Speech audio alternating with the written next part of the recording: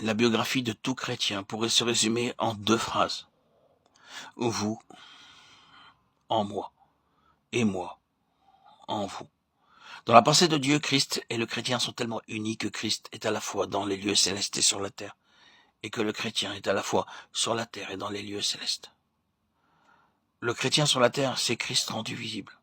Quelle chose extraordinaire, si merveilleuse. Cela veut dire que, par notre moyen, Christ se manifeste. Les hommes voient qui il est et ce qu'il peut faire dans une vie humaine. Nous devons donc avoir une telle plénitude de la vie de Christ que ceux qui le discernent en nous se sentent attirés à lui.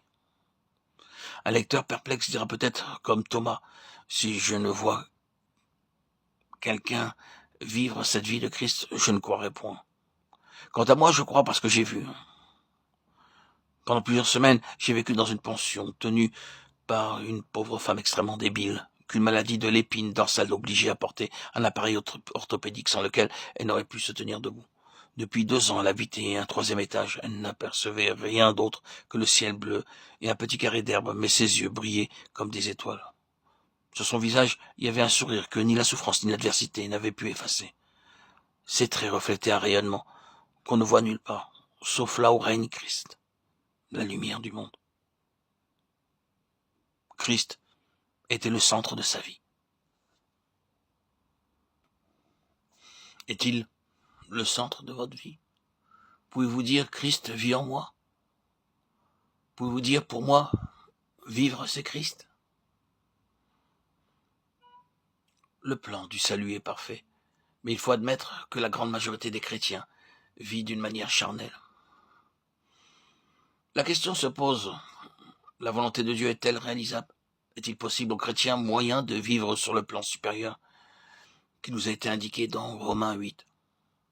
Quelqu'un parmi vous dira peut-être cette façon de considérer la vie sur le plan supérieur est biblique et logique, mais ne s'accorde pas avec mon expérience ni avec celle de la plupart des chrétiens de ma connaissance. Chacun de nous peut-il posséder la plénitude de la vie de Christ? La parole de Dieu nous affirme que oui. Je suis venu afin que les brebis aient la vie, et qu'elles soient dans l'abondance. Jean 10:10.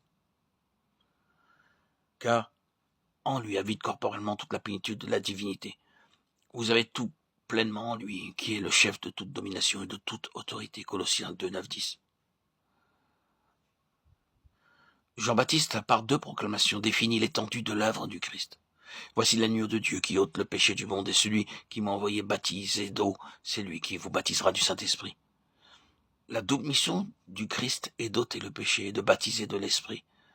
L'œuvre du Christ était en partie de mettre le chrétien en relation aussi précise avec le Saint-Esprit qu'avec lui-même, quoique dans un sens différent.